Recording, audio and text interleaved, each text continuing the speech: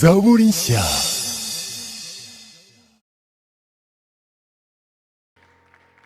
Kuwa gatanu twize amagambo y'Imana akomeye. Le vendredi, nous avons reçu une parole puissante. Twasomye igitabo cya kabiri cy'Abami. Nous avons lu dans 2 Rois, Ibice bibiri mu ndwa 19 kugeza 22. chapitre 2, versets 19 à 22. Twabonye iby'umuhanuzi Elisa na Eliya. Nous avons vu le prophète Élisée. Ariko cyane cyane twarebye uburyo Elisa Mais surtout, nous avons vu comment Élisée, yahumanuye amazi yari Yeriko, amazi mabi. il a changé, il a transformé une eau qui était mauvaise, infecte. Ayahindura amazi mazima. Elle est devenue de la bonne eau. Ategetse kubwo gutegekesha ijambo ry'Uwiteka. Il a ordonné en utilisant la parole de Dieu. Reka nsaba abantu twabanye mu iteraniro rya mbere barambura ikiganza. Ceux qui étaient au premier culte, qui puissent lever la main. Abo twabanye mu iteraniro rya Ceux qui mbere. étaient au premier culte aujourd'hui vont lever la main. Reka rero mbabwire ikigeragezo dufite. Je vais vous dire l'épreuve que nous avons. Ngiye gusubiramo amagambo twize mu gitondo. Je vais revenir sur les paroles de ce matin. Hallelujah. Amen. Hallelujah. Amen. Kugira ngo twese nk'itoro dusangire ifunguro rimwe. Afin que tous ceux qui sont ici puissent avoir une même parole. Ngaho nsengera mu izina rya Yesu. Alors prie pour moi, toi qui étais là au nom de Sengera mu Jésus. izina rya Yesu. Prie pour mon nom de Jésus. Kugira ngo abantu b'Imana tutabanye. Pour que ces gens avec qui Babone nous sommes ibintu bishya byabo. ils reçoivent quelque chose de nouveau pour eux. Ntabwo ari copy paste. Ce n'est pas un copy-paste. Ntabwo ari copy paste. Ce n'est pas un copier-coller. Turashaka message y'iri torero. Nous avons besoin d'un message. Message pour cette yihari église. iyobowe n'umwuka w'Imana. Un message qui vient du Saint-Esprit. Hallelujah. Amen. Nawe kandi Et twabanye. toi avec qui nous étions, Ukakira ikindi kintu gishya. que tu reçoives quelque chose de nouveau Imana iguteguriye muri iri que teraniro. Dieu a prévu pour toi dans ce Ngewe temps. ndabyizeye. Moi, je le crois. Ntabwo binsaba imyitozo myinshi. Ça ne demande pas beaucoup Kuko d'efforts. nabonye ibihamya nyine. Parce que j'ai Mu des ndirimbo témoignages. abaririmbyi batuyoboyemo. La manière dont les chantres nous Mbona ont ko Imana dirigés. ishaka kuvugana natwe mu bundi buryo J'ai bushya. compris que Dieu veut me parler d'une autre manière. Imana ihabwe icyubahiro Que Dieu rero. soit loué. Kuwa gatanu duhereye kw'ayo À magambo partir du vendredi, twabonye intambwe enye nous avons parlé de 4 étapes zo kwakira ubutabazi bw'Imana. pour recevoir l'aide de Dieu dans nos vies. Icya mbere gikomeye cyane La première chose, ni ukumenya ikibazo ufite, c'est identifier le problème que nous avons, imiterere yacyo, sa nature, ngafata n'icyemezo et demander aussi, prendre cyo la gushaka décision ubutabazi bwizewe de demander une aide kugira ngo nsohoke muri icyo kibazo. une aide qui va m'aider à sortir de cette situation. Aha ngaha twabonye ikintu gikomeye cyane, Et ici, nous avons vu quelque chose de grand. ni agaciro k'umuntu w'Imana. C'est la valeur d'un homme de Dieu. Elisa yari umuntu w'Imana. Élisée est un homme de Dieu. Abantu b'i Yeriko bamubonye Quand les gens de Jéricho l'ont vu, babona bakwiye kumubwira ikibazo bamaranye imyaka ils myinshi. ont décidé de leur dire le problème qu'ils avaient. Mbifurije kuba abantu b'Imana. Et je vous le souhaite au nom de Dieu. Mbifurije kuba abantu Je vous b'Imana. le souhaite d'être enfant de Dieu. Mbifurije kuba abantu Je b'Imana. vous souhaite d'être Imana homme de yiteguye Dieu. gukoresha ibintu bikomeye Que Dieu vous utilise puissamment mu rugo rwawe, dans ta famille, mu muryango wagutse, dans ta famille muri iri élargie, torero dans l'église no muri iki gihugu cy'u et dans Rwanda. tout notre pays. Icya kabiri rero, Le deuxième point gusobanukirwa ko est comprendre inzira que les chemins n'ibikoresho byo kudutabariramo et les moyens de notre ntabwo salut biri kure, ne sont pas loin biri de hagati nous, muri twebwe. c'est autour de nous. Imperezo yayivanye mu baturage bari baje aho ngaho. Il a reçu ce dont il avait besoin. Yabwiye ngo munzanire imperezo. Le vase, il a dit, amenez le vase. Imana ishimwe. Amen. Muri mwebwe nanjye Parmi nous, hari et impano vous, z'Imana, il y a des dons de hari Dieu. ubushobozi, Il y a la hari puissance, ubutunzi, il y a la richesse, hari ubwenge, il y a hari l'intelligence, ubumenyi, il y a la hari connaissance, ubuyobozi, il y a la hari direction, icyubahiro il y a la gloire. Imana ishaka gukoresha Dieu veut ngo utiliser izane ihumure muri iri pour torero, amener le ngo salut, izane gutabarwa kuri la bene data, tranquillité abizera n'abatizera. auprès de ceux qui connaissent Dieu, ceux qui ne Icya connaissent pas gatatu Dieu. rero La troisième chose ni ikintu cy'ingenzi cyane, très importante, gukemura ikibazo tugihereye mu mizi, il faut résoudre les problèmes à partir des racines pana kukinyura hejuru, et ne pas survoler, ahubwo tukajya mu mizi, mais on doit aller dans les racines, hagati y'inshuti, entre les amis, hagati y'abashakanye, entre les mariés, hagati y'abakristo mu itorero, entre les chrétiens à hagati l'église, y'abakozi aho tuba mu mirimo hirya, avec ceux avec qui on hagati travaille, y'abayobozi n'abayoborwa. entre ceux qui dirigent et ceux qui ont Ikibazo dirigé. tukakivuga uko kiri, Nous devons parler des problèmes tels niba ari qu'ils sont. icyaha Si c'est un péché, tukihana nous nous répentons kandi tukababarirwa. et nous serons Niba ari pardonnés. ikibazo cy'imibereho, Si c'est un problème de la vie umwami quotidienne, Imana dutegeka gukora notre Dieu nous ordonne de dukoresheje travailler, ubwenge, utiliser notre intelligence, igihe dufite, le temps que nous avons, imbaraga dufite, la force que nous avons, ibintu Imana les yaduhaye, choses que Dieu nous a données, ahasigaye tukayisaba umugisha. et que le reste nous demandons sa bénédiction. Haleluya, Amen. haleluya. Amen. Ntabwo ndi wa mwigisha uvuga ngo Je ne suis pas cet enseignant qui dit ceci. mwese uko muri hano muzatora amadolari Vous tous, vous allez ramasser des cyangwa dollars. muzatora amayero. Vous allez ramasser des euros. ndabizi ko hari abigisha ibyo ngibyo Bon, je sais qu'il y a des gens qui enseignent ko ça, umugisha w'Imana uzaza muri ubwo buryo que Dieu peut nabyo utiliser Imana ces choses. irabishoboye Oui, Dieu est capable de cela. ariko se murabona abantu twese tungana gutya Mais vraiment, nous tous qui sommes ayo ici, madolari tuzayatora est-ce hehe qu'on va récolter ayo ces manyarwanda dollars où? twayatora Où est-ce hehe qu'on va récolter hari ces abazakoresha francs ubwenge rwandais? bwabo Il y a des gens qui doivent n'imbaraga donner leur zabo intelligence et leur force, ubundi Imana data ikabaha et umugisha Dieu les bénira nabo dans cette bagahinduka action. umugisha ku bandi Et seront icya une nyuma sorte de- rero La dernière chose, kwizera no gukoresha imbaraga z'ijambo ry'Imana est croire et utiliser la puissance de la parole de Dieu. twarangije dusaba Imana ngo twongerere kwizera Et nous avons prié en terminant en disant, Seigneur, augmente notre foi. iyo tunyuze mu bibazo byinshi Quand nous rencontrons plusieurs problèmes, hari igihe twibagirwa imbaraga z'ijambo il y a ry'Imana des fois que nous oublions la puissance de la parole de Dieu. ariko twaravuze ngo Mana Mais nous avons dit, Seigneur, twongerere kwizera ajoute notre foi. iyo twatakaje bya bihe byo gusabana n'Imana mu gusenga Et lorsque nous ne sommes plus dans ces moments là-bas de prière, ntabwo twongera kumva imbaraga z'ijambo ry'Imana nous ne sentons plus la puissance de la parole de Dieu. twaravuze ngo Mana twongerere ubusabane nawe Nous avons dit, Seigneur, augmente notre relation avec toi, Amen. communion avec toi. amen Amen. uyu munsi turakomeza ku yindi ngingo nziza Aujourd'hui, nous allons aller dans un nouveau thème igiye kutwereka ikintu gikomeye qui va nous enseigner quelque chose de grand.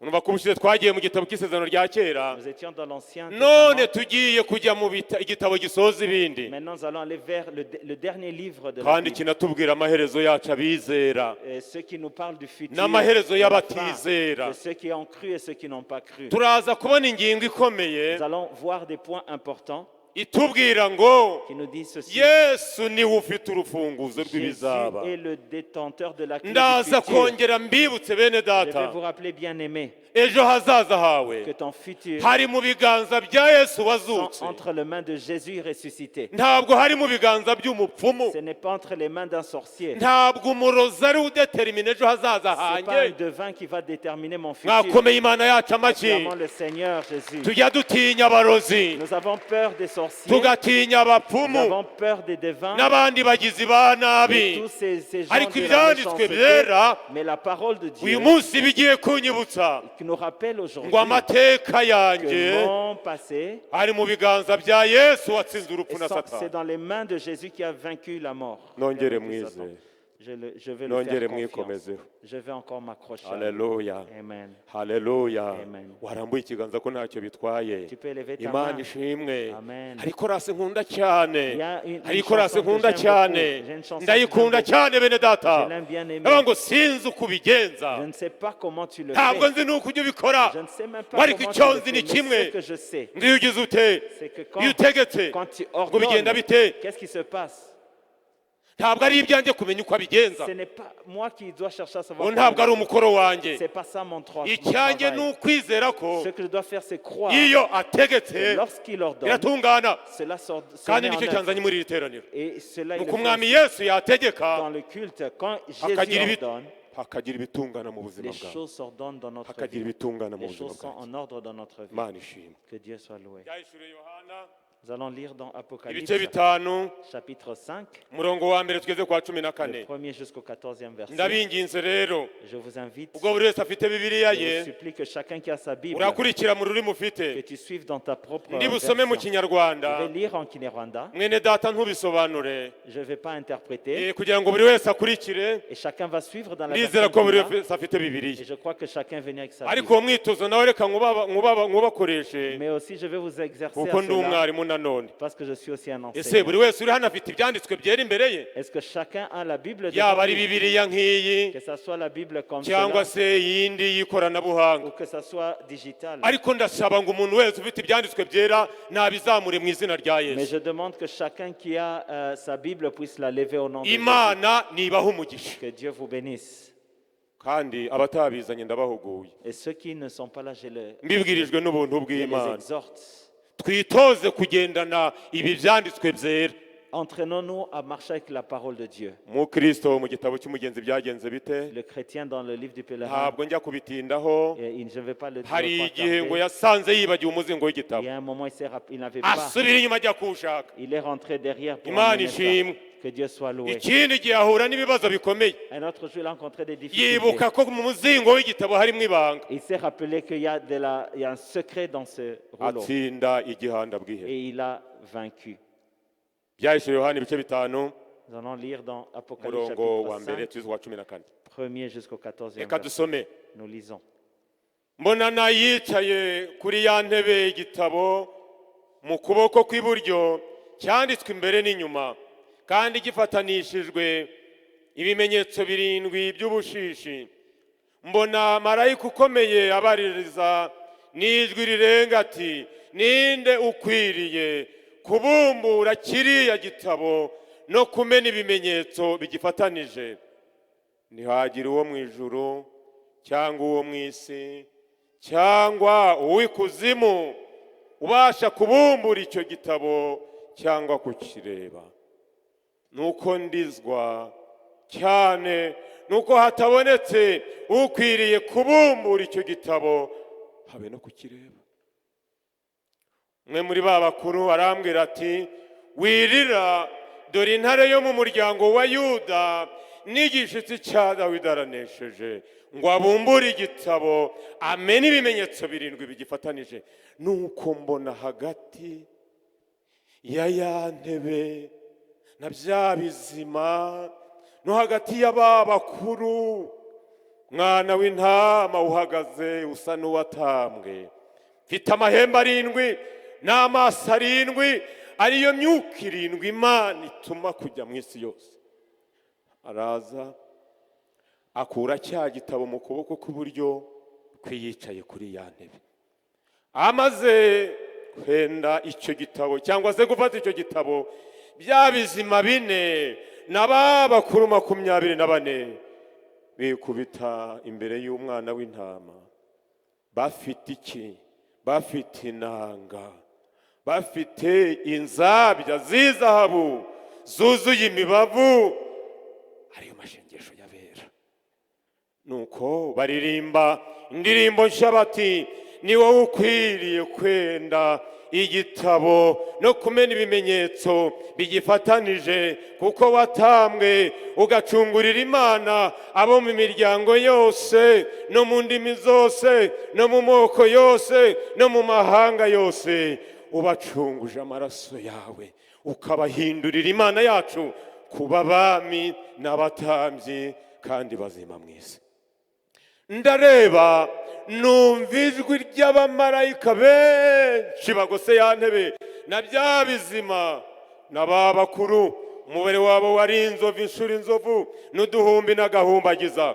Bavuga ijwi rirenga bati, mwana w'intama watambwe, niwe ukwiriye guhabwa ubutware n'ubutunzi n'ubwenge n'imbaraga no guhimbazwa n'icyubahiro n'ishimwe.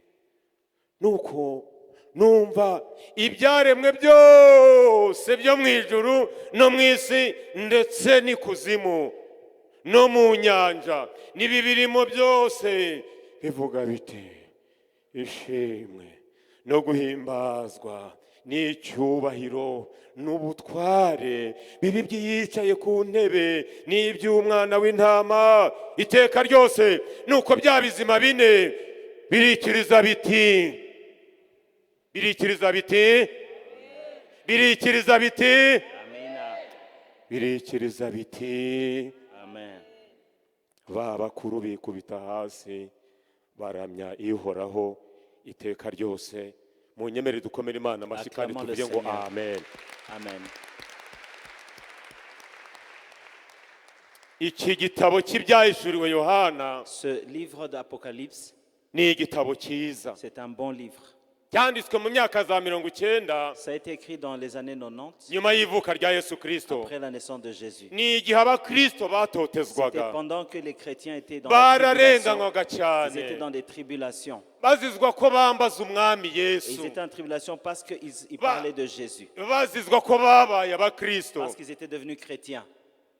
Muri iki gihe kandi Et pendant ce temps-là, kuba umukristo être chrétien, nukuri byaraguharamagara. c'était des difficultés. Uzi icyo byari bivuze? Vous savez ce que ça signifie? Kwemera ubwami bwa Yesu Kristo Accepter le royaume de Jésus wabambwe qui était crucifié, akazuka mu qui est bapfuye, mort et ressuscité, ubu akaba yicaye mu ijuru ari umwami wacu, et qui est assis à la droite de notre Dieu, byasobanuraga nanone ibintu bibiri. signifie aussi deux choses. Icya mbere, Premièrement, ntabwo nzasenga umwami w'abaroma Kayizari, ça signifie que je ne vais plus prier César. nzasenga Yesu umwami w'ubugingo Je vais bwanjye. prier Jésus dans ma vie. Icya kabiri, Deuxièmement, ntabwo nzasenga imana z'abagiriki, je ne prierai pas les dieux des Grecs, za zindi zari zifite imirimo itandukanye. ceux qui avaient des différentes raisons. Hari yatangaga urubyaro, Il y avait un Dieu qui donnait les enfants, yatangaga uburumbuke mu mirima, qui donnait aussi la fertilité hari du sol, yatangaga intsinzi ku qui rugamba, donnait aussi la victoire dans le combat, hari yatangaga ubwenge. qui donnait l'intelligence. Buri mana kandi ikagiraho isengerwa n'igicaniro Et cyayo. chaque Dieu avait un endroit particulier, un hôtel Nimara kuba particulier. umukirisitu, Et quand être chrétien, banga izo nziteye umugongo, ça signifiait que tu tournais le nzasenga dos à imana cela, y'Aburahamu na et que Isaka na tu Yakobo. prierais seulement le Dieu d'Abraham, d'Isaac et de Jacob. Biteye agahinda Et cela fait mal. k'uyu munsi Aujourd'hui, umuntu asenga il y a imana des gens qui prient Dieu, akanaramya Yesu, ils adorent Jésus, akajya no kuraguza. et il va aussi consulter les Akajya no sorciers mu et les bapfumu. devins. Il va chez les devins et les sorciers. Imana itubabarire, Que Dieu nous pardonne. imana itubabarire. Que Dieu nous pardonne. Abakirisitu bakora ibintu nk'ibyo Des chrétiens qui font ce genre de kubwo choses kutizera imbaraga za Yesu parce qu'ils ne croient pas en la puissance wazutse de Jésus mu bapfuye. qui est mort et qui est ressuscité. Iki kintu cyo kudasenga umwami w'Abaroma Et cette chose de ne pas prier no kudasenga izi mana z'Abaroma, et ne pas prier les dieux ainsi que le roi de Rome, kandi bitekerezwa ko zazanaga ibyiza mu bwami, alors que c'est eux qui amenaient des bonnes choses dans le royaume, cyari icyaha gifite ishusho ya politiki. c'était un péché politique. Kwari uguteza igihugu ibyago n'amakuba, C'était amener des problèmes dans le pays. kubera ko umuntu yarakaje ziriya mana. Parce que quelqu'un avait fâché ses Niko dieux. byatekerezwaga muri icyo gihe. C'est ainsi que ça se passait en ce Niyo temps. mpamvu abakristo, C'est pour cela les chrétiens, kuba umuntu yabarenganya parce qu'il il était attaqué, nta kibazo cyabaga kirimo. il n'y avait pas de problème en ce temps. yabaga ahubwo agaragaje ko arwanya abantu banga igihugu, En fait, les attaquer, c'était comme attaquer les ennemis d'un pays. bacyangira umutekano, Celui qui amenait l'insécurité dans le pays. batakifuriza ibyiza. Ceux qui n'aimaient pas, qui ne voulaient pas du bien au pays. Bene data, Bien aimé, nguko uko byari c'est bimeze. ainsi que ça se Kuba passait. umukirisitu Être chrétien en ce temps, kwari ukuba igiharamagara. c'était quelqu'un qui était dans des Reka difficultés. mbatangarize iki kintu, Et je vais vous dire ceci. nubwo tugenda tugira intege nke, Même si nous avons une faiblesse tukagenda twishushanya n'iyi si, et que nous ressemblons à ce monde, tukagenda tworoshya amahame yacu nk'abakirisitu, et nous allons diluant les kugira ngo principes isi chrétiens twemere, pour que le monde nous accueille. ariko kandi Mais en même temps, kwizera Yesu Kristo accepter Jésus, bigomba kuzana itandukaniro, ça doit amener une différence. bigomba kuzana Ça doit itandukaniro, amener une différence. byazana no kurenganywa ndetse, Et ça peut même amener des tribulations et des épreuves. kubera ko Pawulo yabivuze Et jusqu'à ce que Paul a dit, ngo abantu bazizera Yesu Kristo ceux qui vont croire en Jésus, bakagenda bubaha Imana, qui vont craindre Dieu bakagira la piété, et qui auront la piété, ngo koko bazarenganywa, ils seront persécutés. ngo koko Ils bazarenganywa. seront persécutés. Bazakwangaja muri kampani On va t'engager dans une compagnie. bashake ko muhindagura inyandiko, On veut que tu puisses changer les choses. uvuge ngo narakijijwe, Tu dis je suis sauvé. bazakwikiza. On va te mettre à l'écart. Niba uri umukirisitu wa Kristo, Si tu es un chrétien de Christ, uzavuga ngo Imana yampaye aka kazi, tu diras c'est Dieu qui m'a donné ce travail. izancira n'iyindi nzira, Il va me donner un autre chemin. aho kugira ngo niba Au igihugu lieu de parvenir à voler ce pays, nk'uyu muntu utizera. je préfère. Niko Yosefu yavuze, C'est nabivuze comme kuwa ça que gatanu. Joseph, il a fait, je l'ai dit vendredi. Umugore w'igikomerezwa aramutereta, Il y a une femme qui a essayé de Ngwino le détourner turyamane. pour qu'ils puissent coucher uri ensemble. umusore mwiza. Il lui a dit tu es beau. Yavuze ngo iki? Qu'est-ce qu'il a dit? Nakora n'icyaha kimeze gutyo. Comment ferais-je un péché de cette sorte? Mbifurije kuba ba Yosefu, Je souhaite que ce soit des Joseph. mbifurije kuba nka Yosefu. Je vous souhaite que ce soit des Ngaka Joseph. karengane navuze rero, Voilà donc cette kavuye mu persécution, gukiranuka ces difficultés k'umukirisitu. qui viennent d'un chrétien qui essaie d'être Haleluya, juste. haleluya. Amen, amen. Agatandukana n'ingeso z'umwijima, Il s'éloigne des œuvres des ténèbres. abantu bakabimwangira. Les gens vont l'haïr à cause de cela. Ariko Petero yaranditse ngo Mais Pierre avait écrit ceci. niba barenganya babahora ibyo ngibyo, Si on vous ngo muzitere hejuru persécute, munezererwe cyane, soyez dans la joie à cause de cela. muzaba mugeze ikirenge cy'umwami wacu Car vous aurez Yesu, suivi la voie. muzaba muhindutse Jésus. nk'umwami wacu Yesu Vous aurez Kristo. suivi la même voie de Jésus. Uwababajwe Qui a été, nta cyaha yakoze. qui a été afflicté Urwandiko mal, rw'Abaheburayo rurambwira même ngo, s'il n'a pas commis de péché, comme Hébreu dit. Abaheburayo harambwira ngo Hébreu dit ceci. yageragejwe mu buryo Il a bwose, été- il a été tenté de toutes sortes, ngo ariko ntiyakora icyaha mais il n'a pas péché. ngo ubwo yageragezwa atyo rero Alors qu'il était tenté, ariko akanimukumve neza bene data écoutez ceci, bien-aimé, ngo abasha gutabara il est capable de secourir abageragezwa batyo bose. ceux qui sont aussi tentés de la même manière. Haleluya. Amen.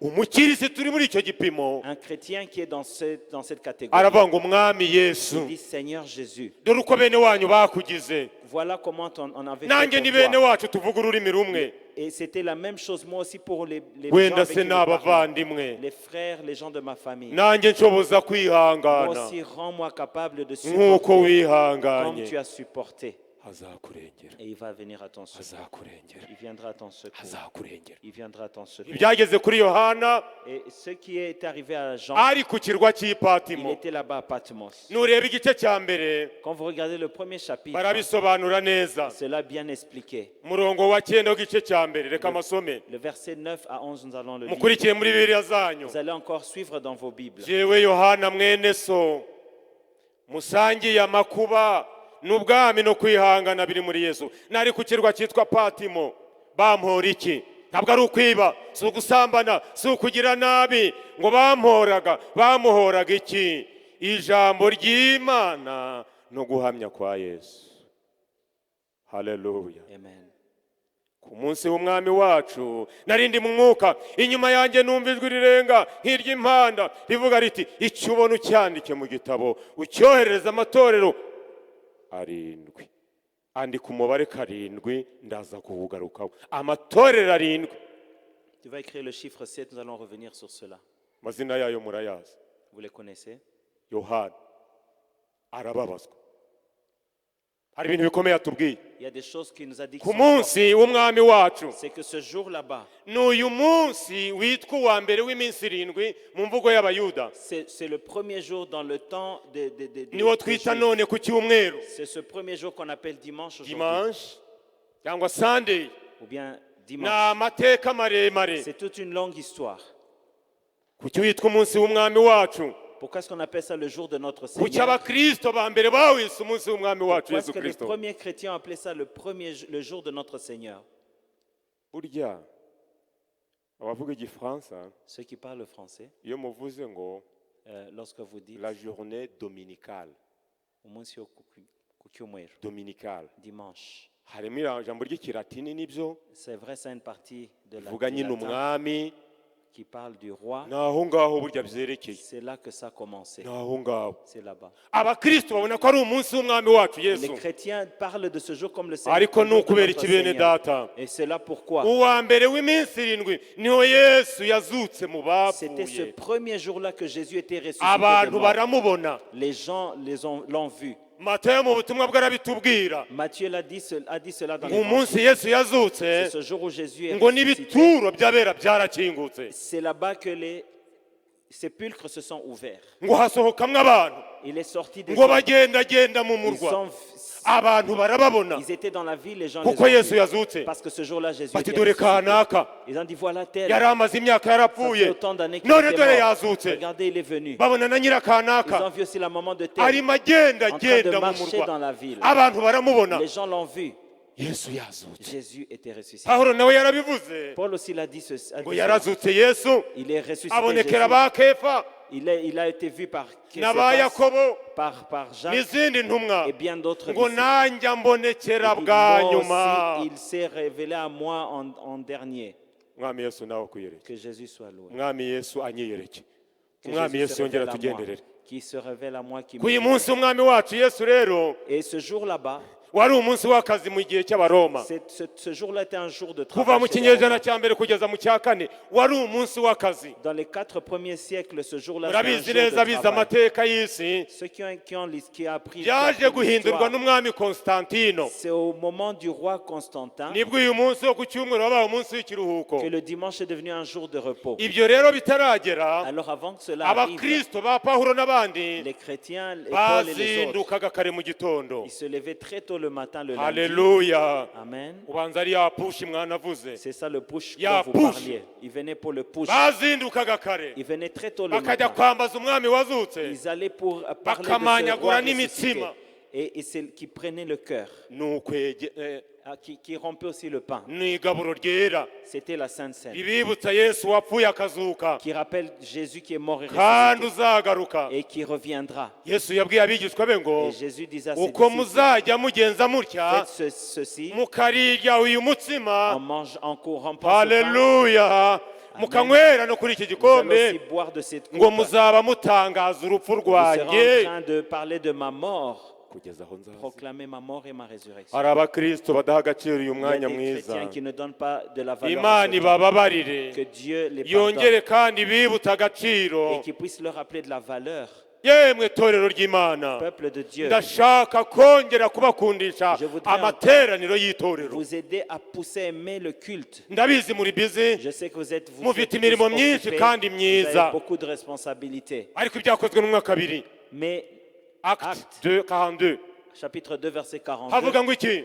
on dit ceci. bashishikariraga iby'intumwa zigisha, Il s'attardait à la parole de Dieu. bakamanyagura imitima n'igaburo ryera, Tremper le pain, c'est la Sainte Seine. ndetse ngo bagasangira ibyabo, Ils partageaient ce qu'ils avaient ensemble nanone kandi ngo bagasenga. et ils priaient ensemble. ni amapiriye ane Ce sont les 4 piliers itorero ryubakiyeho: de l'Église. kuba mu materaniro y'itorero, Être dans le culte, tukumva inyigisho z'itorero, recevoir l'enseignement de la icya parole de kabiri, Dieu. Deuxièmement, kwegera ameza y'umwami yesu s'approcher kirisitu, de la Sainte Seine. icya gatatu La troisième, ni ugusangira ibyacu tugafasha abatishoboye, partager à ceux que nous avons pour ceux qui n'ont icya pas. kane noneho La rero quatrième chose, ni ugusenga, c'est la prière. ni ugusenga. C'est la prière. mbega umugisha mufite, Quelle bénédiction vous mugiye avez. kwinjira mu masengesho y'iminsi Vous allez 40 entrer dans 40 jours. mwakomeye Imana yacu Acclamez amashyi, le Seigneur Jésus. mukanayishimira abayobozi Et mufite, remerciez aussi ceux bagize vos icyerekezo responsables cyiza qui ont une belle cyo vision gushyira abantu mu bihe byiza byo gusenga. d'amener les gens dans des moments de prière. umutwe n'ibitekerezo ni byiza, C'est bien de harimo penser ubumenyi no kubara imibare la byiza, connaissance, connaître les ariko beaucoup de ibihe choses. byiza byo gusenga Mais nanone les moments, les bons ni moments de ukuvugana prière, n'Imana, de parler avec Dieu. tugasengesha ubwenge bwacu, Et nous prions avec notre intelligence. tugasengesha n'amarangamutima Et yacu, nous prions avec nos émotions. n'imibiri yacu Avec igasabana n'Imana, nos corps aussi communier avec Dieu. n'igihe cyacu kigasabana Et notre n'Imana. temps aussi communier avec Dieu. ubusabane dufitanye n'Imana bukiyongera. La communion que nous avons avec Dieu augmente. nubwo iryo tangazo batarintumye Même si on ne m'a pas invité, banarivuze neza, on l'a très bien dit, ariko aya masengesho ndumva nyakunze. mais moi j'aime cette prière. haleluya Amen, haleluya, amen, amen, ni ukubana n'Imana bene data. amen. umuntu uvuga ati njye mfite butiki hariya, Il y a quelqu'un qui dit j'ai une boutique kandi ku ici. cyumweru bwo haba hari abakiriya Et c'est le benshi. dimanche que j'ai beaucoup de clients. oya, Non, ntabwo nzajyayo. je ne vais pas aller. dore noneho bazanye n'imibyizi, Maintenant, on amène aussi dans la semaine nanone kandi bagiye kongera kudusaba amateraniro menshi. et ils vont commencer à nous demander d'être buriya là. hari abantu covid yasubije, Vous savez, il y a des gens que Covid a ubwo leta répondu. yakuragaho gahunda z'amateraniro mu mibyizi, Lorsqu'on enlevait le culte de la hari semaine, abantu bishimye il y a des gens qui étaient contents. bavuga ati iminsi baduhozaga hariya noneho Les jours où on nous amenait là-bas, tuzajya tujyayo rimwe na rimwe, maintenant on va aller de temps en cyangwa temps. tunikurikirane mu Et puis on ikoranabuhanga. va utiliser la technologie. none amateraniro aragarutse Maintenant les kandi cultes sont revenus. turashimira Imana, Nous remercions Dieu. turashimira Nous Imana, remercions Dieu. turashimira Nous Imana. remercions Dieu. ariko hari abandi bibereye urugamba nanone. Mais il y a pour certains, ça a un obstacle. bene data, mu gihe cyose dufite, Bien aimer le temps que nous reka avons. dushake akanya ko kubana n'Imana. Cherchons le temps avec Dieu. ntacyo bizatwara bizinesi Ça zacu ne va rien n'indi mirimo aucun myiza impact dufite, sur notre business, notre travail. ahubwo bizahinduka ifumbire Mais ça sera pour nous un yo engrais kubishyigikira. pour pouvoir affermir ces Imana choses. ihabwe icyubahiro. Que Dieu soit loué. nubwo Yohana yari mu mibabaro rero, Même si Jean était dans des ari ku kirwa souffrances, cy'Ipatimo, il était à Patmos. ngo yagiye mu mwuka, Il est allé dans l'esprit. umwami Yesu aramubonekera, Et Jésus s'est manifesté à lui. amuhishurira ubwiru Il lui bw'Imana. a montré les mystères de Dieu. haleluya. Amen.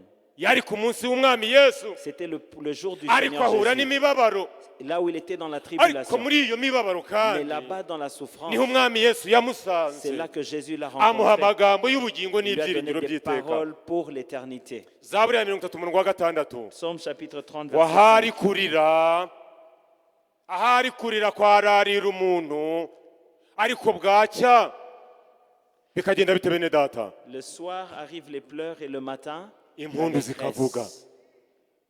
turashima imana ihindura ibihe, Nous remercions Dieu qui change les temps, turahindura imana ihindura, Nous turashima imana ihindura amarira akaba qui ibitwenge, change les pleurs en rire, agahinda kakaba umunezero. la tristesse en joie. Nawe urabizi mu buzima Tu bwawe, connais aussi dans ta vie, nawe urabizi mu buzima tu sais bwawe. aussi dans ta vie. Nabonye mwene data watuberaga mu guhimbaza imana, J'ai vu le bien-aimé qui nous a amenés dans hari le ahantu louange. yageze, Il y a un moment, il est arrivé. sinzi niba ari ubuzima bwe, Je ne sais pas si c'est sa ariko propre vie, nabiketse mbonye ukuntu byamukoze ku mutima. mais j'ai vu comment ça l'a Ati touché. nari imfubyi, Il dit, j'étais un ati orphelin. byari bimeze gutya na C'était gutya. comme ceci ou comme cela. Nabonye hari ukuntu bimufasha J'ai ahantu, vu que quelque part ça ninjya l'a touché. nitegereza mu iteraniro Parce burya, que moi j'observe dans le culte. naho ariko bitaba ari Et n'ibye, même si ce n'était pas pour muri lui, iri teraniro abantu il y a barahari. quelqu'un dans ce Ku culte munsi qui est w'umubabaro, un moment ku dans la munsi w'urupfu, souffrance, dans le moment de la n'ibyago mort, n'amakuba, et dans les problèmes. no kwiheba umuntu yibaza uko On bizagenda. se pose la question comment ça Imana va se passer. izana umunezero Dieu n'ibyiringiro, amène la joie dans ces Imana circonstances. itangira andi mateka mashya. Dieu commence une nouvelle histoire.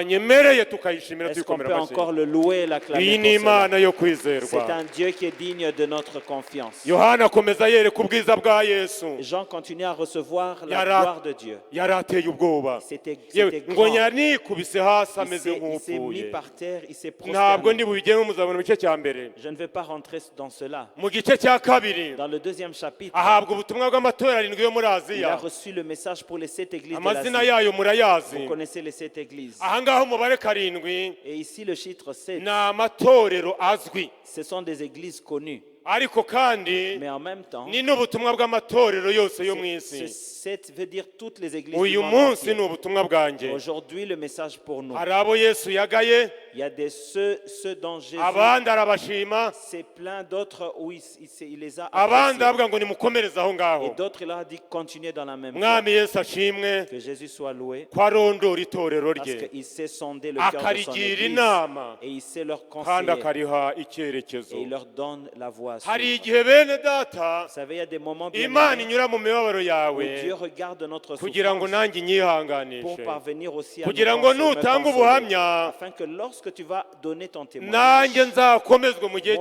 aussi que je sois cy'amakuba. fortifié dans les moments des Ahari problèmes. imibabaro irimo mu minsi ya Et none, là où il y avait des problèmes dans hari le icyo temps, Imana ishaka kwigisha abandi. Dieu veut utiliser cela pour Ntabwo enseigner les mbizi siens. rero, Je ne sais pas. ariko nitugera mu bihe Mais nk'ibyo lorsque nous passons ces moments, tuzabwira umwami Yesu nous puissions dire à Jésus, ngo umwami Yesu, Seigneur Jésus, menyesha umugambi wawe muri iyi mibabaro fais-moi yanjye. connaître ton plan dans ces N'iki ushaka circonstances. kunyigisha, Qu'est-ce que tu veux m'enseigner? n'iki kandi ushaka kwigisha Qu'est-ce que abandi. tu veux aussi enseigner les autres? Yohana arakomeza Jean a continué. mu gice cya kane, bene Dans data, le 4e chapitre, Yohana yeretswe iteraniro rikomeye Jean cyane. a vu une grande, Yohana yeretswe iteraniro il a ryiza, vu une grande assemblée. ndabifuriza kuzaribamo. Je vous souhaite que vous puissiez aussi être Ni dedans. iteraniro rinararikiwe abera bose bakijijwe. C'était une assemblée de ceux qui sont sauvés. Kambabwira abantu bari baririmo, Je vous dis ce qui était là-bas. harimo Imana nyiringabo, Il y avait un Dieu puissant. harimo umwami Yesu Kristo, Il y avait le Seigneur Jésus, il y avait l'Éternel. harimo abakuru 12. Il y avait abakuru 24, les 24 vieillards harimo n'ibizima 12.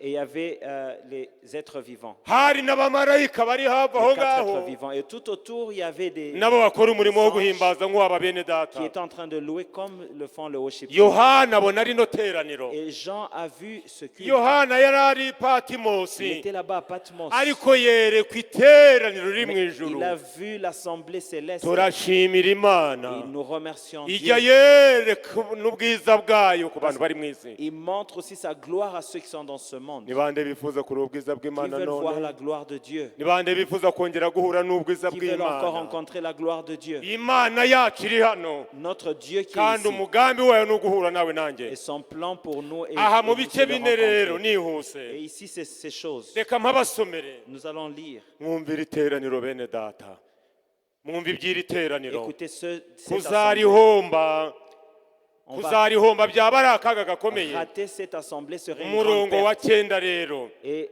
la reba 9e, uko byagendaga. regardez comment ça s'est passé. ngo iy'ibyo bizima bihaye yicara kuri ya ntebe ihoraho iteka ryose icyubahiro no guhimbazwa n'ishimwe, ba bakuru 24, ni abakuru 24, nari nibeshye, bikubita imbere y'iyicara kuri ya ntebe bakaramya ihoraho iteka ryose, bakajugunya amakamba yabo imbere y'iyo ntebe bavuga bati mwami wacu mana yacu ukwiriye guhabwa icyubahiro no guhimbazwa n'ubutware koko kuko ari wowe waremye byose igituma biriho kandi cyatumye biremwa nuko wabishatse dukomere Imana yacu amashyi. Acclamons le Seigneur.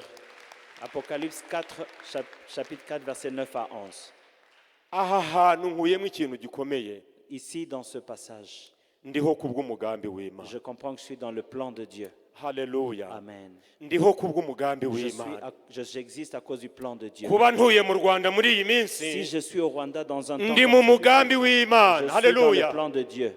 Kuba waravukiye bunaka Si tu wari es umugambi né dans w'Imana. tel endroit, c'était le plan de Dieu. Kuba uyu munsi wa none ufatanyije nanjye kuba mu Rwanda Si aujourd'hui tu es avec moi ici au Rwanda, ni umugambi c'est le w'Imana. plan de Dieu. Ni umugambi C'est le w'Imana. plan de Dieu. Pawulo yandikira Abefeso Paul a écrit aux Éphésiens ngo kuko turi abo yaremye que nous en sommes ceux qu'il a ituremeye imirimo créés. Il nous myiza a créés pour des bonnes œuvres muri Kristo en Yesu. Christ ngo Jésus, iyi Imana yiteguriye kera qu'il avait préparé en avance ngo kugira ngo tuyigenderemo. pour que nous puissions marcher dans ses plans. Haleluya. Amen. Dore umukirisitu n'uyu nguyu. Regardez ce chrétien. Hari imirimo Imana yamaze gutegura irayitegura. Il y a des œuvres que Dieu est allé en préparant et en préparant. Umukirisitu wowe nanjye rero nta kindi Toi, en tant que chrétien, ni ukugira gute nous n'avons rien d'autre à faire tunatembea na Yesu. d'entrer, marcher avec Jésus, Gutembea na Yesu marcher avec Jésus kugenda muri ya mirimo et entrer umurimo wo dans ses plans, gusenga dans la prière, gufasha abakene en aidant les pauvres, sura abarwayi en visitant les malades, bwiriza ubutumwa en bwiza prêchant la bonne nouvelle, kwitanga. en se donnant. Amina. Amen. Haleluya. Amen. Dore nibyo kureba umurimo ukawukandagiraho Tu piétines dans ces actions. ukawukandagiraho Tu entres dans ces actions. ukawukandagiraho Tu entres dedans. wikandagira ahandi Ne passe pas à côté. kandagiraho umurimo uri Là-bas ou dans l'œuvre, ubuhanuzi Dans- ukawukandagiramo toi qui es prophète, guhimbaza Imana dans la ukabikandagiramo. louange, piétine dessus, marche dessus. Amen. Amen. Amen. Amen. kandi iyo mirimo tuzayihemberwa. Icyo cya gatanu twasomye rero La cinquième chose que nous avons lue, ntabwo uri impanuka. tu n'es pas un accident. Ntabwo ndi impanuka. Je ne suis pas un C'est accident. pas par hasard. Je C'est n'existe pas pas par par hasard. hasard. C'est le plan de Dieu. Ni umugambi w'Imana. Yohana abona igitabo giteye ubwoba. Jean a vu un livre qui a fait Yabanje kubona Imana yicaye ku ntebe. il a vu Dieu étant assis sur le trône. Bivuze iki? Cela veut dire Imana twizeye le Dieu que nous ni avons, Imana itekanye. c'est un Dieu Ni qui est Imana calme. yifitiye icyizere. C'est un Ihamye, Dieu qui sait iruzuye. ce qu'il est, qui est complet. Ntabwo ari Imana iri mu impagarara. Ce n'est pas un Dieu qui Ni est Imana agité. yicaye ku ntebe. C'est un Dieu qui est assis sur Ni son Imana trône. ituje. C'est un Dieu qui est Ni calme. Imana yuzuye. C'est un Dieu complet. Umutwaro utwara abami bo mu isi. Cya kabiri Le deuxième point, ifite igitabo mu kuboko kw'iburyo. il a sur sa main un rouleau. Mu kuboko kw'iburyo. Sur la deuxième main. Ntabwo ari ukw'ibumoso. La main droite. Mu muco w'Abanyarwanda Vous savez, dans la culture N'Abarundi. rwandaise et aussi les Burundais n'Abayisiraheli et aussi Israël, ukuboko kw'iburyo la main droite, niko kuboko kubahwa. c'est la main qui est Niko respectée. turisha. C'est la main quand tu Niko pour manger, turamukisha abantu. c'est la main pour saluer. Umuco ni uko nguko ubivuga. C'est comme cela dans la Icyakora muri culture. iyi minsi nta kibazo. Mais aujourd'hui, dans un temps Uwaba comme yandikisha aujourd'hui, imoso celui qui écrit aussi à gauche, ntabwo ari ikibazo. ce n'est pas un problème. Ariko ntabwo ndabona dutera intambwe Mais je n'ai jamais vu où yo on kuramukanya continue, n'ukuboko kw'ibumoso. on utilise la main Ngewe gauche pour ntuye saluer. Huye ni mu ntara. J'habite à Houye, là-bas Hano à ni l'intérieur. Kigali. Ici, vous êtes à Kigali. Mwaba mwarabigezeho Est-ce que vous avez déjà vu quelqu'un se lever avec kuhura la main gauche? n'umuntu Quelqu'un qui vient ukamuha kuno kuboko et puis tu lui donnes la main gauche. nubwo tuzi ko yomba ngana. Même si on sait. Ariko wa muco Mais cette habitude, watubwiye ko kuboko kw'iburyo cette culture nous montre que la main niko droite, kw'imbaraga, c'est la main niko forte. C'est kw'icyubahiro. la main de la gloire. Niyo mvugo dusanga C'est hano. cette main dont nous Iki trouvons ici dans gitabo ce passage. rero Et ce rouleau-là, Imana igifite mu kuboko kw'iburyo. Dieu l'a dans sa main Ni droite. ukuboko kw'imbaraga C'est la kwizewe. main puissante de Dieu. Ni igitabo kirimo umugambi w'Imana. C'est le plan Nta de Dieu. muntu wawuhindura. Personne ne peut le Nta changer. muntu wawikura mu Personne biganza. ne peut l'enlever de sa main. Haleluya. Amen. Haleluya. Amen. Yesaya 41 mu murongo wa 10. Ésaïe 41, verset 10. Hari ijambo nk'iri Il ngiri. y a une parole qui dit ceci. Ngo nzajya ngukomeza Je te soutiendrai ndetse rwose ngo nzajya nkuramiza ukuboko kwanjye kw'iburyo. de ma droite Mu triomphante. kinyarwanda ntabwo biryoshye, En Kinyarwanda, ce n'est pas bien dit. baravuga ngo ni ukuboko kwanjye ngo ko gukiranuka. On dit la main juste. Washyize mu kinyarwanda yabibonye nabi, Celui qui a mis en Kinyarwanda ne l'a pas bien mis. ariko bishaka kuvuga, Mais cela veut dire, nari nabyanditse hano mu cyongereza, ici en anglais, c'est bien dit. aravuga ngo I will uphold you with my victorious right hand. Je te soutiens de ma droite triomphante. Ntimwumva se? N'est-ce pas? Nzagushyigikirisha Je te soutiendrai ukuboko kwanjye de kw'iburyo ma droite gutanga triomphante. intsinzi no kunesha. Ma droite triomphante. Uku kuboko kw'Imana C'est ça, la kudushyigikiye, main de Dieu qui nous soutient. bene data. Bien aimé. Nakunze cyane indirimbo J'ai mwaturirimbije, bien aimé la chanson que nous avons ya chantée yindi tout à l'heure, yo mu Giswahili, là-bas en Swahili. ngo akisema dit- nini? Akisema ndiyo, Lorsqu'il dit oui, ni nani awezaye kupinga? qui peut venir contrecarrer Ngo akavuga ngo et iki? qui viendrait dire non? Haleluya, Amen. haleluya. Amen. Reka Imana ivuge yego ku buzima Que bwawe, Dieu dise oui dans ta vie. Imana ivuge yego ku buzima bwanjye, Que Jésus dise oui dans ma vie kubera impamvu zitari zimwe. pour des raisons différentes. Nta bihe, Il n'y a aucun nta moment, muntu il n'y a aucune uzavuga personne ngo oya, qui viendra dire non. ukomezwe n'Imana ishobora byose. Parce que c'est dit par le Tout-Puissant. Mana tuyigirire icyizere. Que Dieu nous fasse grâce. Cya kabiri rero, La deuxième chose igitabo cyanditswe imbere n'inyuma, qui a été écrite, ntabwo bisanzwe bene data. ce livre est Mu gihe ce cya rouleau est Yohana, écrit devant et derrière. bandikaga ku mizingo miremire, Dans le temps de Jean, c'était ntabwo écrit sur mbijyamo cyane, des longs rouleaux. ntabwo bandikaga impande On zombi, n'écrivait jamais et devant et bandikaga derrière. uruhande rumwe gusa. C'était un seul côté qui était écrit. Iki gitabo tubonye Ce livre dont nous ni igitabo parlons, spesiyali, c'est un livre ni spécial. igitabo C'est un kidasanzwe. livre spécial. Uyu muntu wandikaga Cette personne qui yari écrivait, afite ibintu byinshi byo kwandika il avait by'agaciro. tellement de choses à écrire. Namwe mujya mubikora, Vous aussi, vous le faites. hari igihe uba ufite agapapuro gato, Des fois, tu as un hari petit ibintu papier. by'ingenzi udashaka Il y a gutakaza, beaucoup de choses que tu ne veux perdre. ukandika hano imbere, Tu écris devant ukandika n'inyuma, tu écris aussi ukaza no derrière. gusubiramo ukagenda wandika mu tunyuguti dutoya, et même tu écris en petit caractère kubera ko ari iby'agaciro. parce que ce sont des choses importantes. Haleluya. Amen. Uyu mugambi w'Imana Ce rero plan de Dieu, wari urimo ibintu byinshi il y avait cyane. tellement de choses dedans. Bandika imbere, Ils ont écrit devant, bandika inyuma, ils ont écrit derrière. nta na kimwe cyo gutakara. Il n'y a aucun espace qui a été perdu. Imana yacu ishimwe. Que Dieu soit loué. Iki gitabo kandi Ce livre aussi, ngo cyari gifatanishijwe ibimenyetso bingahe? Ibimenyetso birindwi. ça avait 7 signes. Ibimenyetso Il y birindwi. avait 7 signes. Imana ishimwe. Que Dieu soit loué. Karindwi ni umubare w'Imana. Le chiffre 7, c'est Nari le plan de nabivuze Dieu. kare. Et je l'ai dit tout à l'heure. Igitabo cy'itangiriro, Dans le livre de Genèse, ibice bibiri, chapitre 2, umurongo wa kabiri verset 2 kugeza ku wa gatatu. jusqu'au verset 3. Imana iruhuka ibyo yaremye byose. Dieu a regardé tout ce qu'il avait créé Umunsi w'Imana, et le jour de Dieu, Imana iraruhuka. Dieu se reposa. Yishimira ibyo yaremye byose. Il se réjouit de toute son Karindwi œuvre. rero Le chiffre ni umubare wa Nyagasani Imana. 7, c'est le chiffre de Dieu. Bivuga ikintu cyuzuye, Cela veut dire bivuga kuzura ce qui est kw'Imana, complet, bivuga kuzura kw'Imana. ça signifie la Naho plénitude. gatandatu Alors que le ni chiffre umubare w'umuntu. c'est un chiffre humain. Umuntu yaremwe ku munsi wa gatandatu.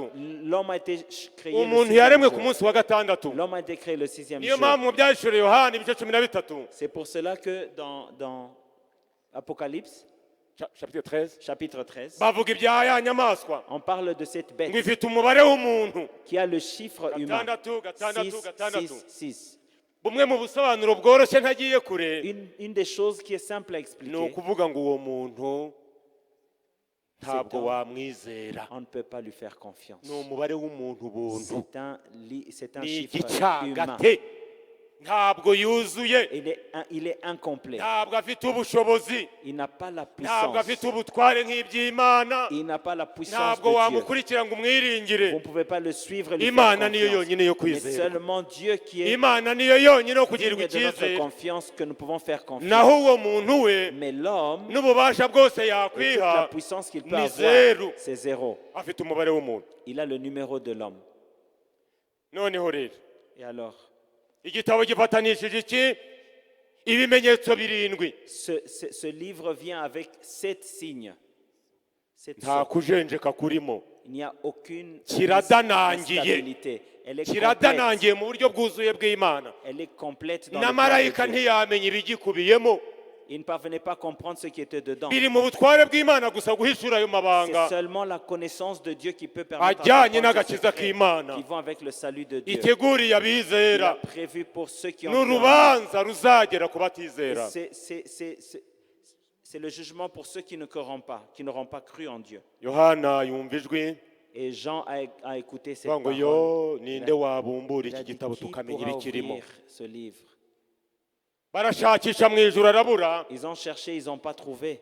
mu isi naho bibuko, Et de la même chose, ndetse n'ikuzimu no mu nyanja ngo umuntu et arabura. sur la terre et sous la terre. Hari ikintu nize, J'ai appris quelque chose. amarira matagatifu, Il y a des pleurs qui sont saints, amarira atangwa n'umwuka des wera, pleurs qui viennent du Saint-Esprit, amarira yo gushaka kumenya amabanga y'Imana, pleurs pour connaître le secret de Dieu, amarira yo gushaka kumenya uko twatera imbere mu bukristo bwacu. des pleurs pour savoir comment avancer dans notre vie Bene chrétienne. ayo marira, Ce genre de pleurs, bene uwo mutima, ce genre de cœur, Imana irawukunda. Dieu aime cela. Imana irawukunda bene Dieu data. aime ce genre de cœur. Gufata umwanya Prendre le temps, ugashaka gusobanuza Imana chercher ce que Dieu veut, ngo umenye umugambi gufiteho, connaître le plan de Dieu pour icyo sa Imana vie. ivuga ku Ce itorero, que Dieu dit sur icyo l'Église, Imana ivuga ku gihugu ce cyacu, que Dieu dit sur notre pays, icyo Imana ivuga ku isi ce ya que Dieu dit sur le none, monde entier aujourd'hui. ushaka gusobanukirwa ibyanditswe byera. Cherchant à connaître Dieu. Haleluya, la parole de haleluya.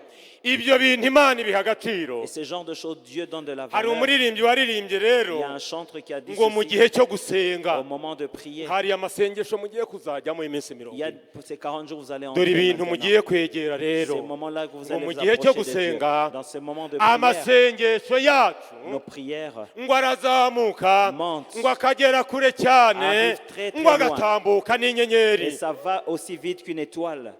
ngo umutima w'umuntu rero Et le cœur d'un homme wagiye mu qui masengesho va dans la prière, ngo ujye unyaruka ça va ngo rapidement, ugakomanga ku rugi, ça cogne sur la porte, umutima ugakomanga ku rugi ça cogne sur rw'Imana, la porte de Dieu ngo ushaka kureba Imana, pour voir Dieu, ushaka pour kureba Imana. voir Dieu. Ngaya amasengesho, Voilà la prière. ntabwo amasengesho mbere na mbere La prière n'est pas ari ugusaba umuceri pour d'abord demander n'imyambaro de quoi manger, de quoi n'umugore s'habiller, mwiza ou une belle femme, n'umugabo ou un mwiza beau mari, na visa yo kujya muri ou un Amerika visa pour les no États-Unis, kwiga tukarangiza pour kaminuza. étudier, finir Ibyo ni l'université. ibintu by'imigisha Ce byiza sont des bonnes Imana izi ko bénédictions que dukeneye Dieu bene va data, donner et Dieu sait que nous avons besoin. kandi yarabiduhaye. Et nous les a donnés. Haleluya. Amen. Ntiyabiduhaye se, N'est-ce pas, il l'a donné? ntizanabitwongera se, Il le donnera encore n'abatizera se davantage. ntibibaha. Même les gens qui ne croient pas reçoivent Ariko ces ngo choses. umutima Mais w'umuntu le cœur de Dieu, ujya imbere le cœur y'Imana d'un homme qui va devant Dieu et ugakomanga, qui cogne sur la porte, ugakomanga qui kwa cogne sur databuja, la porte de ugakomanga. Haleluya, Dieu, qui cogne ngo ushaka kureba en train Imana. de chercher la face de Dieu. Daniyeli yarabikoze Et Daniel mu avait bice fait 10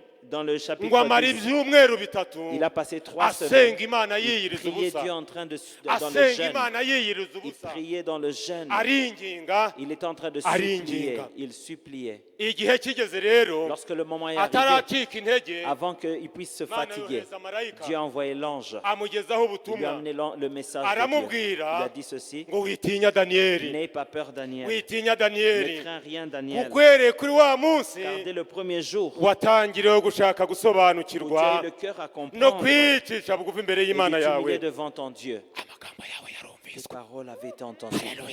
Alléluia, alléluia. Amagambo yawe Alléluia. yarumviswe. Tes paroles ont été entendues. Shima Imana yumva amasengesho, Je bénis Dieu qui écoute shima les Imana prières. yumva Je loue amasengesho, Dieu qui écoute les prières. shima Imana Je yumva amasengesho, remercie Dieu qui écoute les shima prières. Imana yumva Je amasengesho. remercie Dieu qui écoute les prières. Umutima nk'uw'Imana ntabwo yawirengagiza. Le cœur de Dieu. Igisubizo ku marira Yohana kiraboneka.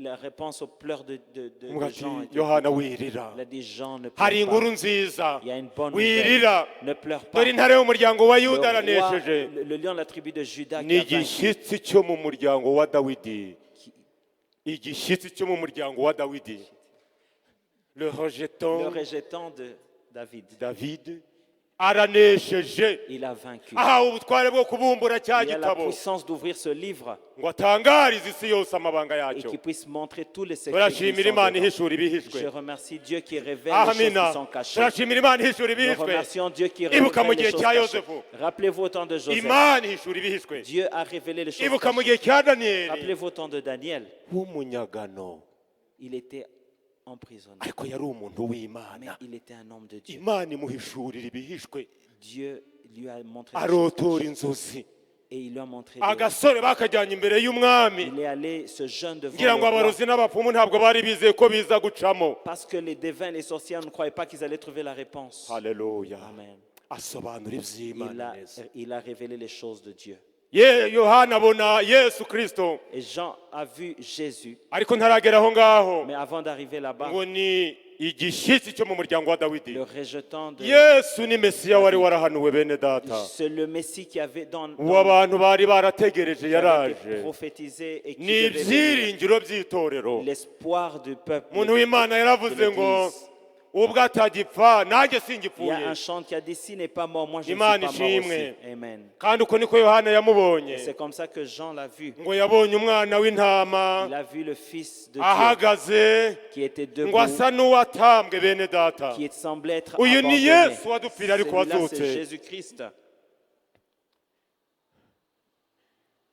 Yohana yaramubonye. Jean l'avait vu. Yohana umubatiza Jean qui a baptisé. muri Yohana 1:29 Dans Jean chapitre 1, ati dore ntama w'Imana Il a dit, ukuraho voici ibyaha by'abari mu isi. l'agneau de Dieu qui ôte le péché du Yemwe monde. torero ry'Imana, Peuple de Dieu. hari imbaraga z'igitangaza mu maraso ya Il y a une Yesu. puissance, une grande puissance Uyu dans le munsi sang wa de none Jésus. wakwizera amaraso ya Yesu Aujourd'hui, celui qui croit au sang de Jésus, yari umugome même s'il était mauvais, arababarirwa il est pe, pardonné de ses péchés. ibyaha bye biribagirana, Tous ses péchés sont oubliés. izina rye rirandikwa mu gitabo Et son nom cy'ubugingo. est écrit au livre de la vie. Umuntu wari waracitse intege yaribagiwe Celui qui était abandonné, akizereye amaraso ya oublié, Yesu qui croit au sang de Jésus, arahindurwa kuba il mushya. est transformé, devient Imana nouveau. ishimwe. Que Jésus soit Niyo loué. mpamvu Yesu akwiye gushimwa C'est pour cela que Jésus soit kuko loué. yatwitangiye. Parce qu'il s'est donné Byanditswe pour nous. byera bikavuga ngo La parole de Dieu dit, igihano kiduhesha amahoro cyari kuri we, le châtiment qui nous donne la paix était sur lui. yikoreye intimba zacu. Il a pris nos péchés.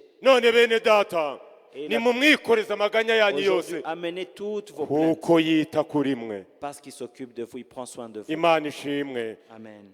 Uyu kandi Yesu yari afite amahembe arindwi, Et ce Jésus-là, il y avait 7 cornes. ariko karindwi murakibuka Vous nanone. rappelez le chiffre 7? Ihembe rivuze iki? Que veut signifier la Ni corne? ubutware.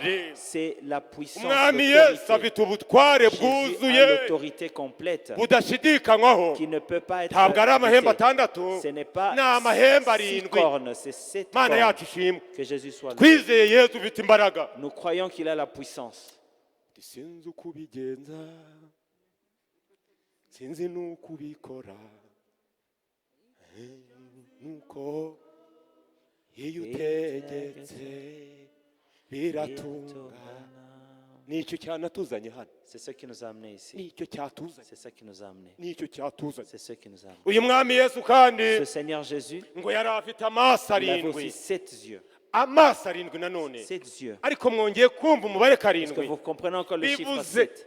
kureba byose umuntu Ça veut dire akabimenya. qu'il peut voir tout. Uyu mwami Yesu Ce twizeye Jésus avec qui nous avons, arondora imitima en qui akayigera, nous avons pu faire akamenya ibyo confiance. abantu bakoreye Il mu sent bwihisho. les cœurs et les reins, il voit ceux Imana qui sont cachés. itugenderere, Et que Dieu nous visite. akabatoza kwihana. Il nous pousse à la Abo repentance. twari kumwe kuwa gatanu Ceux avec qui on était vendredi, narababwiye je ngo vous ai dit ceci. aho ikibazo Là où le cyatangiriye problème a commencé, niho kigomba c'est là gukemukira. que c'est là que Ni ça doit être ukuri niho résolu. kigomba C'est là-bas gukemukira. que ça doit être résolu. Niba ari umugabo yaciye inyuma y'uwo bashakanye cyangwa umugore bikagenda gutyo, Si un homme trompe sa femme ou vice-versa, ntabwo umuntu azajya ku musozi wa Kanyarira tu vas pas aller là-bas dans ngo yirirwe aririmba ibyaha abibwira abahisi n'abagenzi là-bas ngo atekereze ko bizamuvaho. pour essayer pour que cela puisse finir. Ntabwo bishobora kumuvaho. Ça ne peut pas quitter. Hari n'abakirisitu barogana, Il y a aussi d'autres umukirisitu akaroga undi, qui ensorcellent les autres, yarangiza empoisonnent, akagenda acengacenga et gutyo. passe à gauche ou à droite. Igihe cyose ataragenda ngo yegere uwo muntu, Tant qu'il n'est pas rentré encore là-bas, ntabwo buzavaho ubwo ça ne burozi. va pas bien partir. Mbabwira ibintu bikomeye, Je vous dis des choses mbabwira ibintu fortes, bikomeye. n'est-ce pas? Nakoresheje imvugo ivuga ngo J'ai dit ceci. hari umupira warengeye. Là où le ballon a dépassé, Niho bawurengurira. c'est là qu'on le récupère pour le remettre. Siko kuri stade bigenda. C'est pas, n'est-ce pas, au stade, c'est la même chose? Haleluya. Amen. Yemwe bantu b'Imana, Ô peuple de iryo Dieu, ni ibanga rikomeye ryo c'est un kwihana secret de la kugira ngo tugire repentance ubumwe n'Imana. pour qu'on rentre au Seigneur. Amaso arindwi, Les 7 yeux, Yesu amenya n'ibibazo dufite, Jésus voit même les choses. ajya amenya imigambi y'abanzi Il bacu, connaît même les plans de nos ba ennemis. bandi baduhiga, bya Ceux qui bindi nous biduhiga, veulent du mal, ces choses qui nous veulent du mal. akabiduhishurira Il le voit, il nous les montre. ndetse akabifata mpiri, Et il les prend ndetse akabiburizamo. il les prend et il les akabihindura empêche ubusa et devient nul. nguwo umwami twizeye. C'est ça notre Seigneur.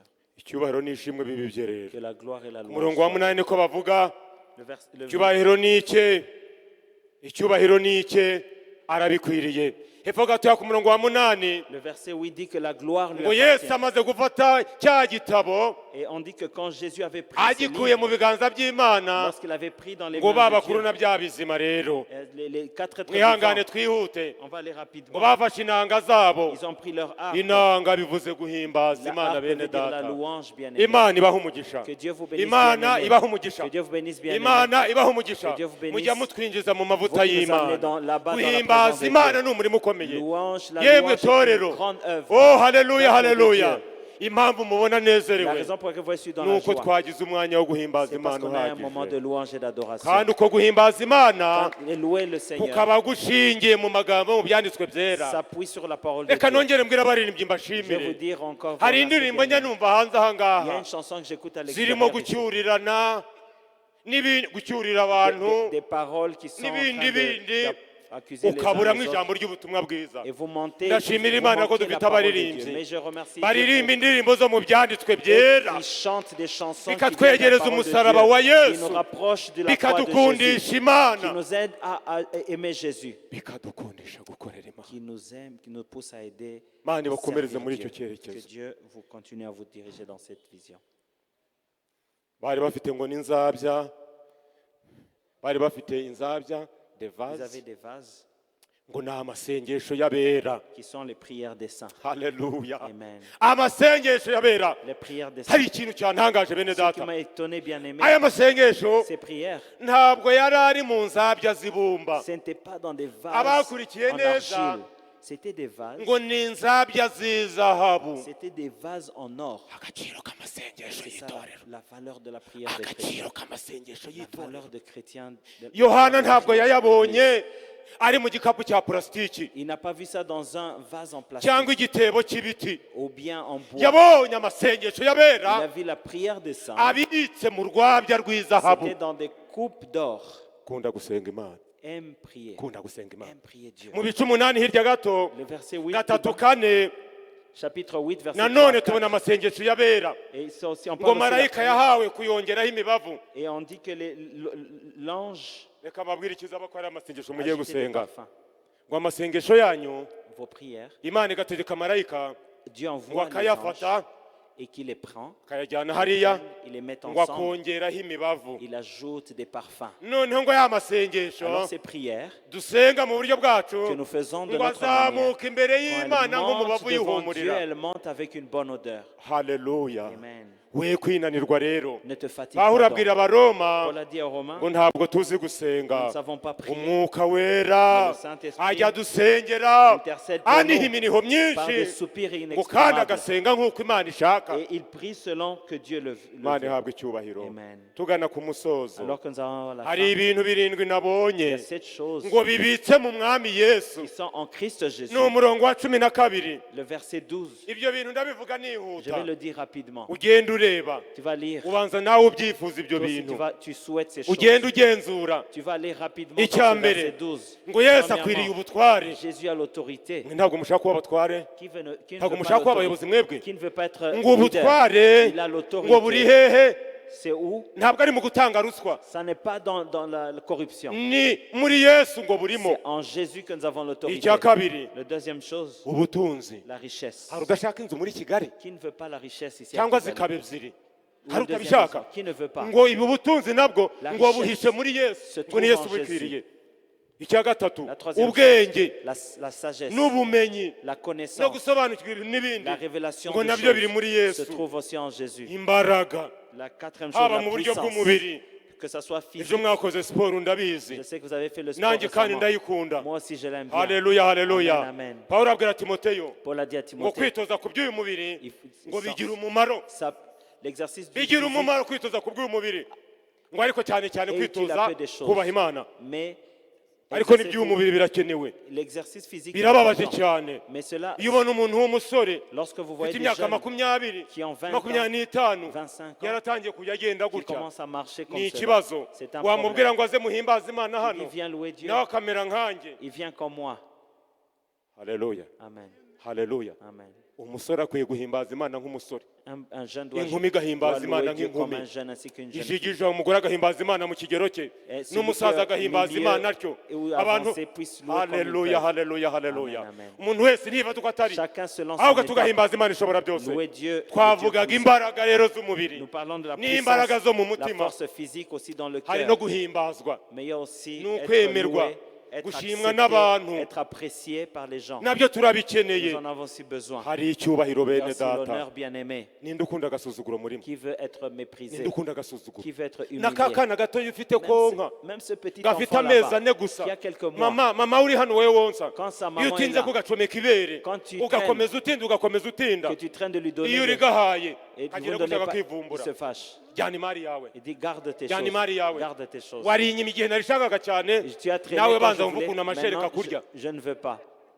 gakunda icyubahiro nako Et lui aussi veut ugomba l'honneur. kukubaha Il veut ukagaha être- ibere mu gihe il veut karikeneye être honoré au moment où il a besoin. icyubahiro L'honneur n'ishimwe et la louange. ibintu byose bishwe muri kristo yesu Cela se trouve en tujya Jésus. tubihabwa Souvent nous ngo recevons ces twubahishe choses imana quand nous honorons dukora Dieu, umurimo w'imana quand nous faisons l'œuvre ubwo de kandi Dieu. ngeze ku musozo Alors que nous arrivons à la ibi fin, bintu byose ces choses ici, kubw'ubuntu bw'imana twarabihawe c'est la grâce de iyo Dieu. twihannye Nous ibyaha avons reçu imana cela par la igenda grâce ibiduha de ku Dieu. buntu bene Lorsque data nous repentons, Dieu nous donne cela. twakoresha n'imbaraga n'ubwenge bwacu Lorsque nous avons notre intelligence, imana yo mu sagesse, ijuru ikabiha umugisha Dieu bénit ces choses. yosefu na daniyeli Joseph et ni urugero Daniel, rufatika c'est un exemple guherekera vivant. kose imana ishaka gukoresha abantu Comment est-ce que Dieu peut utiliser des hommes bayubahisha qui l'honorent? kandi bakaha umugisha kuri sosiyete C'est une bénédiction pour bakaha la umugisha ku société, miryango pour la bakaha famille, umugisha ku itorero pour l'Église, bakaha umugisha ku gihugu mais aussi pour le pays. haguruke dusenge Nous allons nous mettre debout pour prier. tugiye gusenga Nous allons prier. umukoro mbasigiye rero Le devoir que je ni vous laisse, ugukomeza mu bice bitandatu c'est de continuer mukareba bya là-bas. bimenyetso ukuntu byakinguwe Regardez comment est-ce que les sceaux ont amabanga été y'imana ouverts. agenda agaragara bene Comment est-ce que les data secrets de Dieu ont été uwo ni révélés. umwitozo wanyu C'est ça le devoir namwe que je vous nimugende laisse. muwukore Allez aussi faire ce dore ibintu devoir. tugiye gusengeramo rero Nous allons prier pour ces choses-ci. cya mbere bene data Premièrement, bien-aimés, kwizera yesu nk'umwami n'umukiza w'ubugingo croire en bwacu Jésus comme notre Seigneur. ninde et wifuza Sauveur. ko itorero ryamusengera bwa mbere wifuza ko twamusengera bwa mbere Celui qui voudrait qu'on puisse prier atambukirane pour lui, imbere abashumba il va bamwingingira imana venir ici devant, nous allons prier, les pasteurs ninde vont prier wacitse pour eux. intege mu bukristo Qui a lâché dans la vie chrétienne, akifuza kuvugururwa qui veut être renouvelé. mwami yesu ari hano Jésus est ici. ngo areme ibintu bishya mu buzima Et il bwawe veut faire quelque chose de nouveau dans icya ta vie. kabiri itorero La deuxième chose pour laquelle nous ni allons prier, ukwibuka yesu witanze akadupfira se souvenir de Jésus qui est mort et twifuze ressuscité, kuvugurura ubusabane dufitanye nawe afin de raver notre communion avec Dieu. mana ishimwe Que Dieu soit icya loué. gatatu rero La troisième chose, kwibuka imbaraga z'imana zihindura amarira akaba ibitwenge se souvenir de la puissance de Dieu qui change les mu pleurs mibabaro en yawe joie, tes pleurs. muri uyu mwanya wo gusenga Et dans ce moment de ubwira umwami prière, yesu ngo nanjye ntabara undengere Seigneur, viens aussi à mon secours. je ntacyo nakumarira Moi, je ne peux rien, ariko mu ijuru hari imana mais itabara dans le ciel, il y a un Dieu qui vient en secours. cya kane La quatrième chose, guha agaciro ibihe by'amateraniro y'itorero donner de la valeur au moment uti de ndashaka l'église. kwivugurura mwami Seigneur, ari renouvelle-moi, amasengesho ya rusange afin que les cultes ordinaires, n'ayanjye ku giti et cyanjye moi aussi